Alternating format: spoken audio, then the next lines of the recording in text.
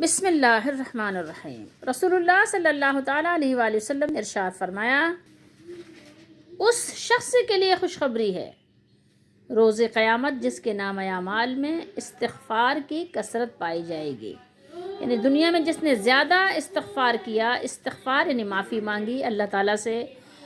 تو اس کے لیے جب قیامت کا دن ہوگا تو وہ بڑی یا بہت ہی زیادہ خوشی کا دن ہوگا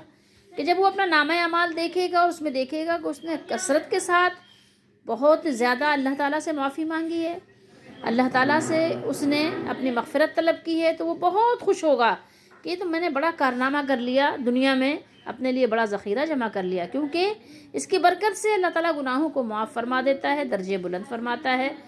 دیکھیے کیا فرمایا، طوبیٰ خوشخبری ہے لمن اس کے لیے، وجدہ جس نے پایا حاصل کیا، فی صحیفتی استغفارا کثیرا جس نے اپنے صحیفے میں اپنے نامہ اعمال میں کثرت کے ساتھ اس نے معافی مانگنا اس نے پایا، تو اس کے لیے خوشخبری ہے، اس کے لیے کیا ہے، بشارت ہے، اس کے لیے مبارکباد ہے۔ تو آئیے ہم بھی اپنے رب سے، اپنے مولا سے، اپنے مالک سے خوب معافی مانگا کریں۔ آپ یہ نہ سمجھیں کہ آپ نے بڑی نیکیاں جمع کر لی ہیں، آپ نے بہت نیک کام کر لیے ہیں، بلکہ آپ یہ دیکھیں کہ ہماری نیکیوں میں کوتاہی رہ گئی ہے، تو ہم اپنے رب سے معافی مانگ کر ان کوتاہیوں کو دور کر لیں۔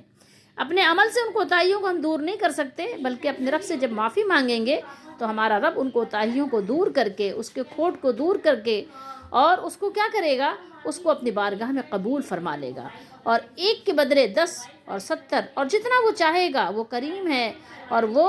واسع ہے، واسع وسعت والا ہے، تو وہ جس کو چاہے گا اس سے بھی زیادہ صلہ دے گا۔ اللہ تعالی ہم سب کو کثرت کے ساتھ دل کی گہرائیوں سے استغفار کرنے کی توفیق عطا فرمائے، اور ہمارے استغفار کو اللہ تعالی قبول فرمائے اور ہمیں معاف فرمائے۔